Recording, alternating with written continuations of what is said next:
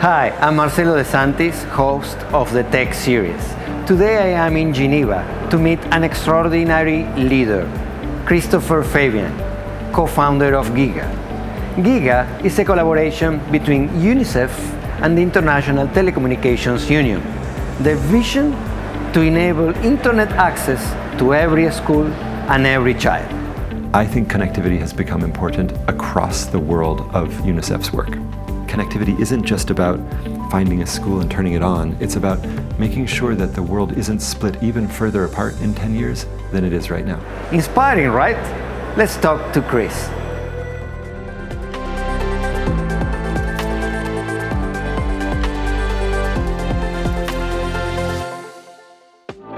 Christopher, welcome to the Tech series. Thanks, Marcel. It's such a pleasure to be here and to have you join us today in our office in Geneva. Absolutely. An amazing office, by the way.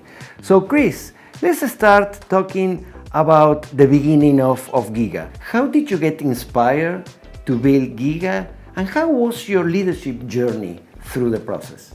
We began Giga in maybe 2017, 2018, so 5 or 6 years ago, 7 years ago now, because we saw a need in the world for connectivity. And Giga is a project that's working to connect every school and health center in the world to safe internet.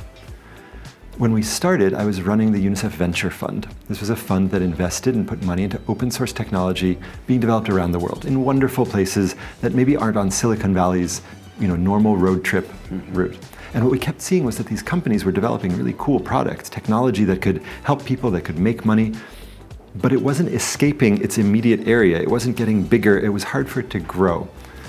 And one of the reasons for that was because if you looked at the country around that city, if you looked at the place around where it was being developed, like outside of Lilongwe in Malawi, or even outside of Maceió in Brazil, where we found a wonderful small company, the immediate area around maybe didn't have connectivity. And so these small tech companies, these startups, weren't growing.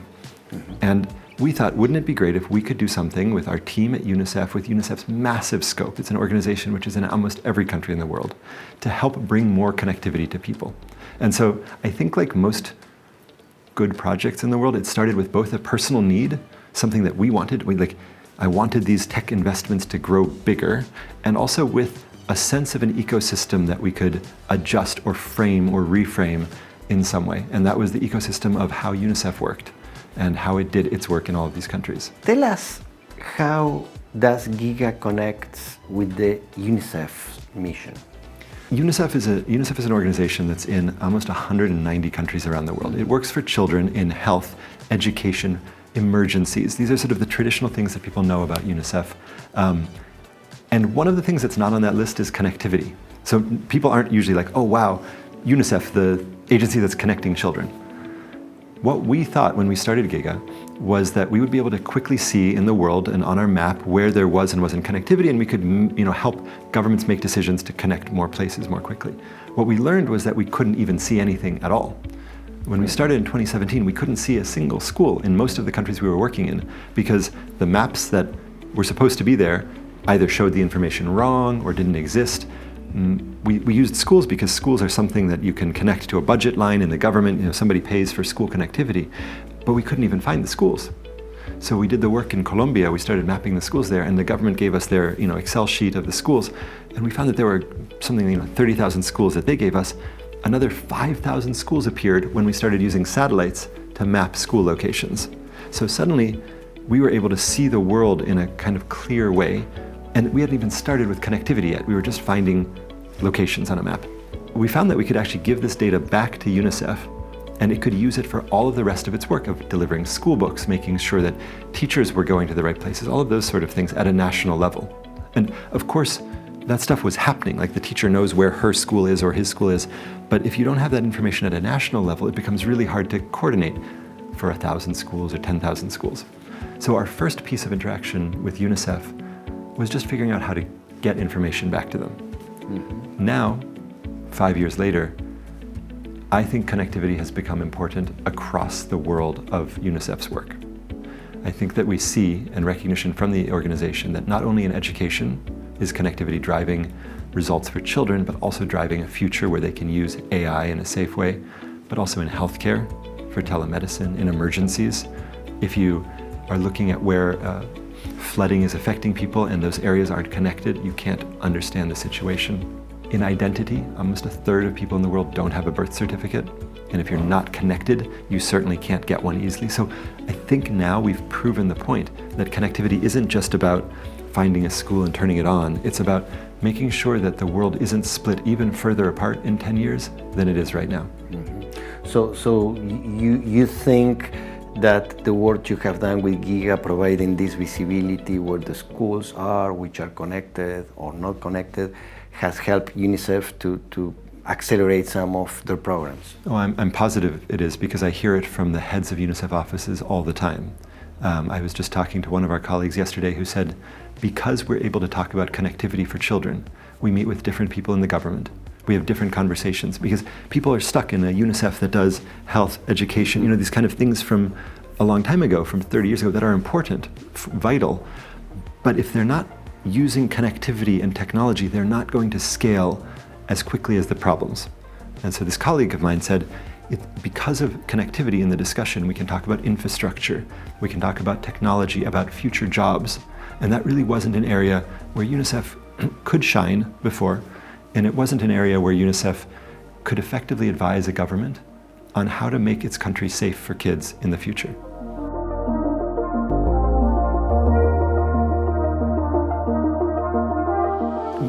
You talk about AI. Let's come back to how AI is impacting or inspiring the work you're doing at Giga today.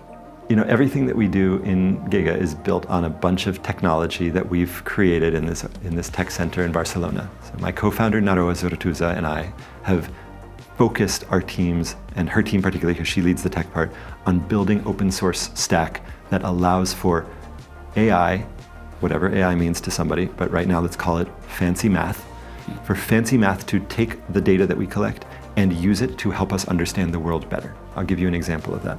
We're able to take satellite images of parts of the world and use machine learning to understand where a school is and where a school isn't. You can show a tile of land to it and you can say, is there a school there or isn't there? And the AI or the machine learning is able to say there is a building there that looks like it has a place for people to play and there's some kids walking there in the morning, whatever, crazy things that it pulls out, and it can tell you that there's a school there. So we use AI for that sort of stuff. We also use machine learning and AI for planning infrastructure. So if you have a complicated network of things, human brains aren't very good at figuring out what the best way through that complicated maze is, but machines are really good at it because you can send them down that maze 1,000 times, 1,000,000 times, and figure out the best way. And so we use machine learning to also understand how to connect a country well.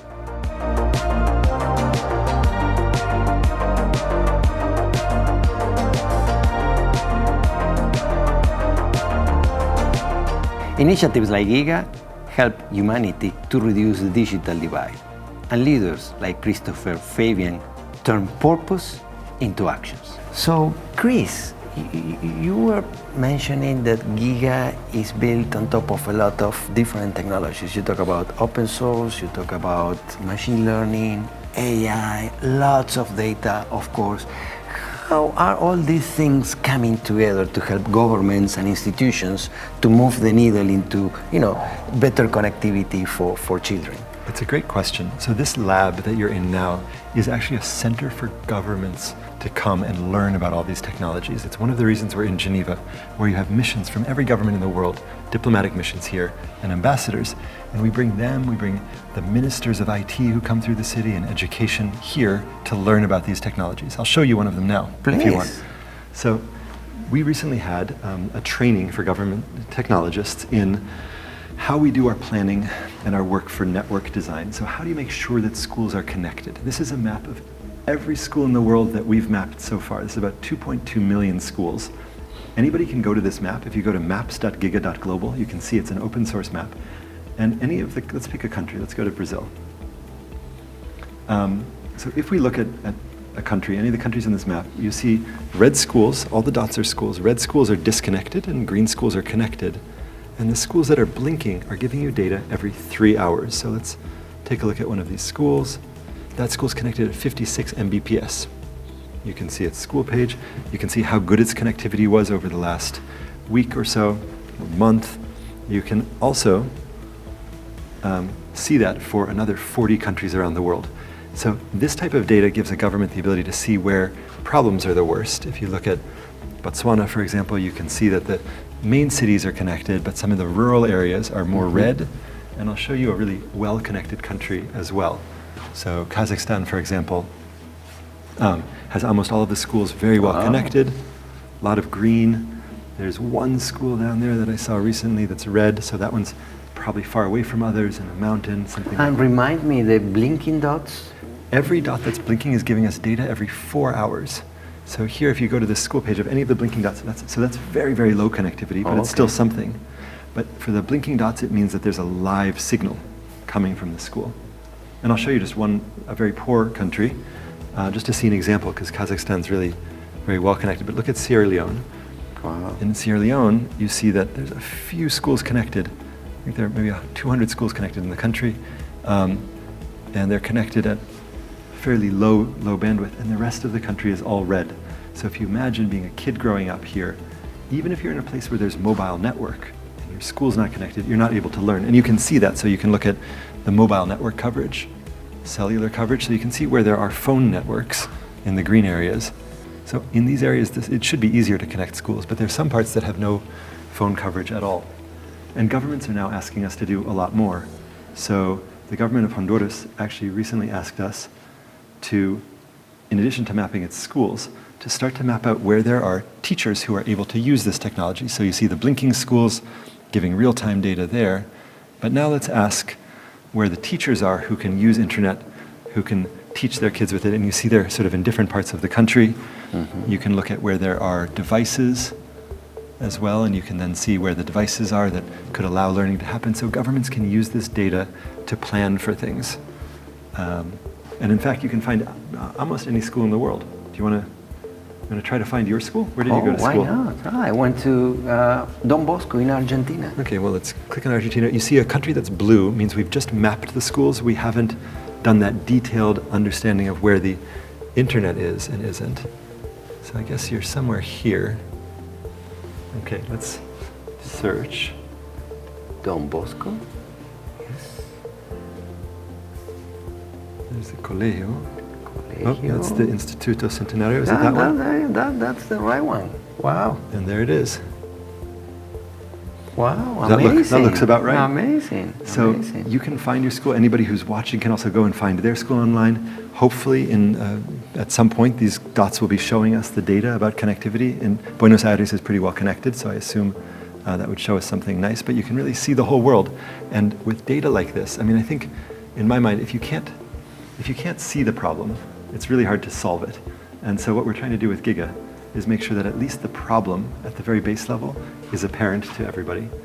I'll just show you one last thing. In Bosnia and Herzegovina, the government recently asked us to use school data to help them plan for emergency work. So if there's a flood or if there's some climate change emergency, they can suddenly see where that's affecting populations and they can do better planning for it. So this data starts to help governments do a tremendous number of things that we didn't expect at all when we started this project. Christopher, how many governments are working with you at the moment?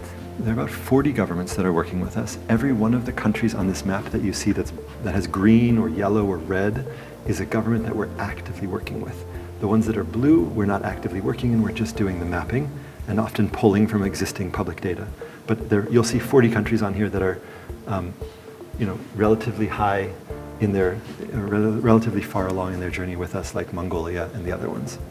And again, anybody can come and look at it, explore, and you'll see more countries coming online every few months. Giga goes beyond internet connectivity. It lays the foundation for communities to receive healthcare, education, and even the right support during natural disasters. It's about opportunity, but also it's about resilience.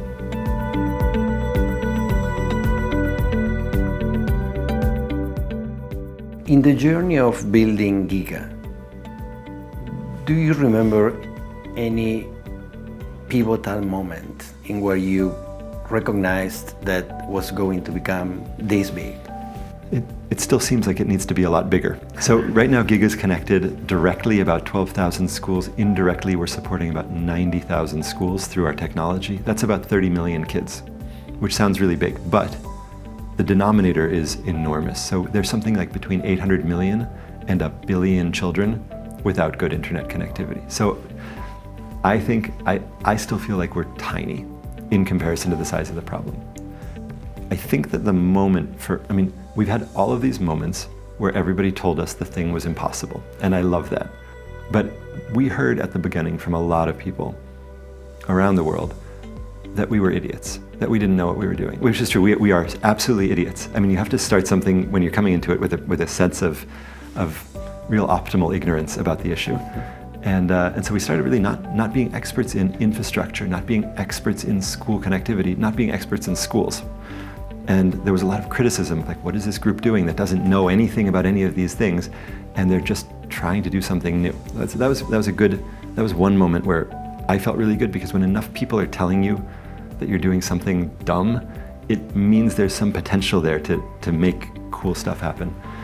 And then I think that when we're very open source. Everything we build is open source. Everything is in the public domain. And open source is a great test, because if it's open source and nobody's doing things on it and building it to do their stuff, then you might as well not be doing your work open source. When we've started seeing other people pick up our software and use it for their own stuff, adapt it, Botswana took the software for school monitoring and they asked to turn it into software for health center monitoring, then suddenly you're like, okay, the thing we created, even if we vanish tomorrow, somebody's still using it. And we're the largest contributor right now to OpenStreetMaps. So OpenStreetMaps is an open source database of information around the world. Giga has uploaded 1 million schools to that. We're putting new information on there all the time. And because we're such a large contributor, people are using our data. And that to me is wonderful. So even if everything else stopped working, we would have created more knowledge for people and more ability for the world to develop. And I think that's pretty good. So those are sort of, I think that moment of negativity at the beginning is very important, because otherwise somebody's already doing the thing, right? Mm-hmm. If nobody tells you you can't do it, then somebody's already done it. And then I think when we saw the pickup from governments, when we saw the pickup from tech partners, and we've heard now from some of the largest tech companies in the world that they're using our software, they're using our data, they're using our APIs to build their products. And that's cool, because I think, like, why would a company with tens of billions of dollars not build this stuff themselves? We've actually built something that's unique, that's special, that people are using, and that's pretty cool. Chris, you mentioned some numbers about the impact of Giga so far. If you can give us a little bit more of detail on the impact in numbers, but then I have a different question that Sure. I want to add to that. I'll give you some numbers first. So Giga is now working in 40 countries. Giga has connected directly about 12,000 schools. That's about 7 million kids now over the last few years. We've worked to support the connectivity in another 90,000 schools. So that's another 30 million kids, something like that.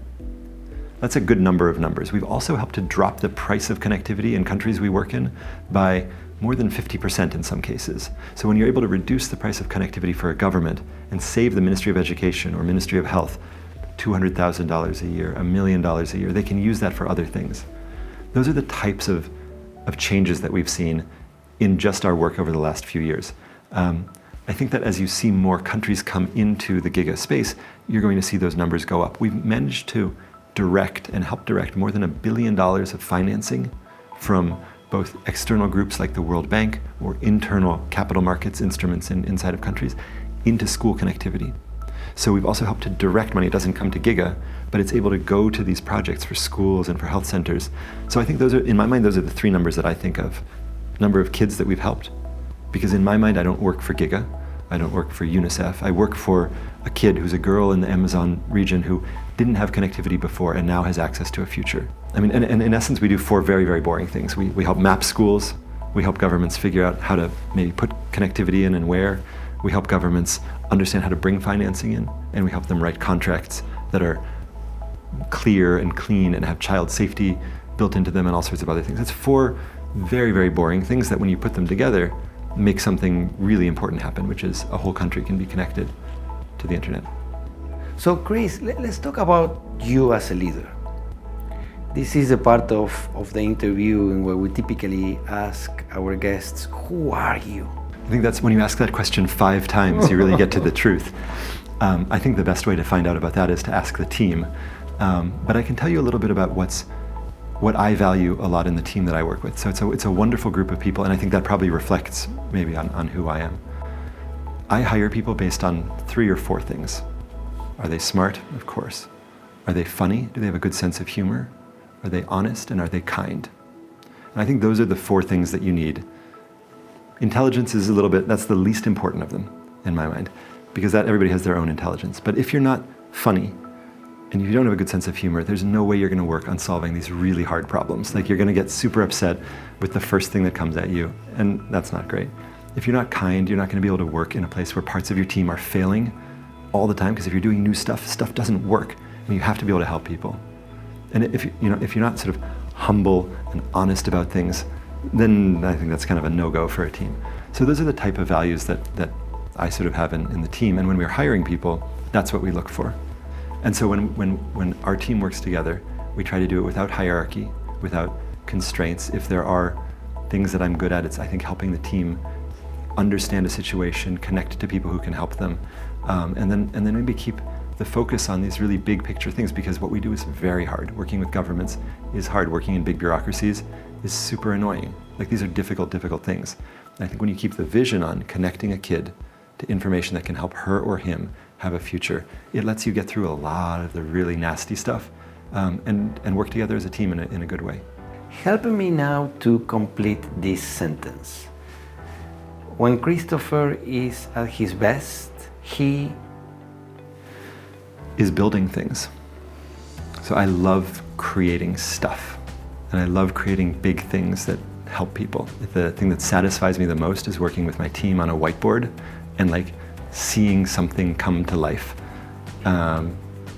It's when I get most excited, it's when I get most focused, it's when I also am able to have the most energy, and I notice it all the time. And so I'm very good, I'm at my best when I'm able to tell a story about something that I built. And when Christopher is not at his best, for sure, I think that the team and everybody will tell you, it's when bureaucracy and rules and small inanities of life come after you. So Kierkegaard, the philosopher, once said it's like being pecked to death by geese.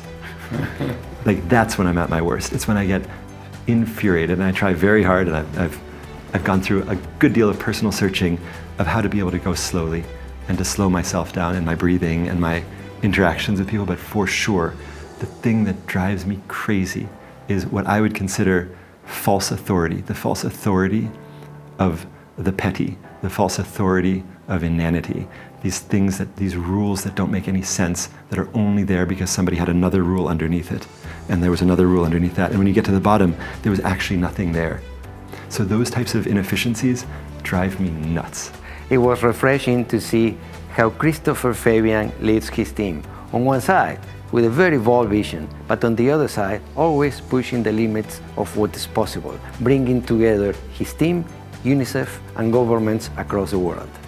Christopher, it has been an amazing conversation. Thank you very much.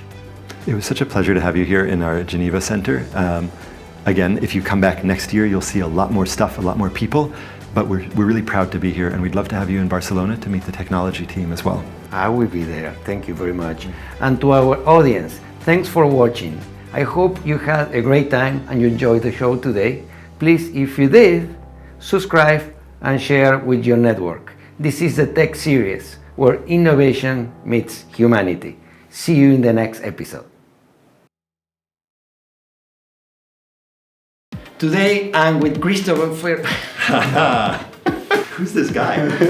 And leaders like Christopher Fabian turns purpose into action. No. To make a better future for children across the world. Children's.